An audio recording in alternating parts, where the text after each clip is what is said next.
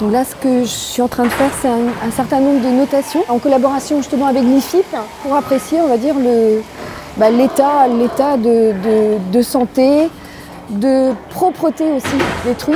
Et également, ce qu'on fait pour essayer d'apprécier leur comportement, c'est de faire ce qu'on appelle un test d'approche. Donc on les laisse voir combien de temps en fait elles mettent pour revenir à l'homme, pour voir leur niveau, on va dire, de sociabilité. Ce qu'on voit, c'est qu'elles ne sont pas farouches, elles sont plutôt sociables.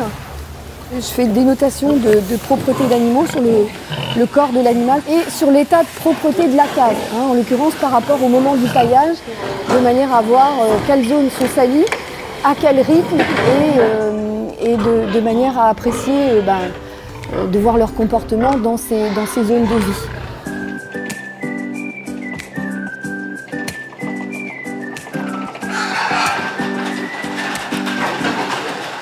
Donc là, on est au niveau d'une case sentinelle. Donc il y a 2 cases sentinelles dans chaque bâtiment de l'élevage de ce type, avec un certain nombre de capteurs, comme le système d'abreuvement, le système d'alimentation, qui permet d'avoir en temps réel la quantité d'aliments, d'eau distribuée et la pesée également des animaux en temps réel.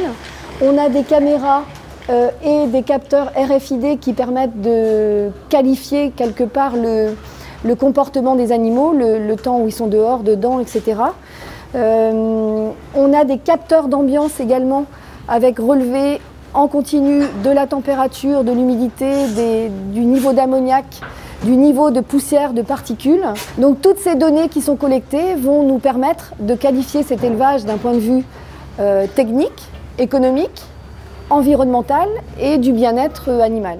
Donc demain, on pense aller plus loin avec toute cette collecte de données. On pense vraiment analyser et pouvoir consolider les données de manière à avoir des outils d'aide au pilotage de cet élevage, comme par exemple, si on prend juste un exemple, la détection préventive des pathologies.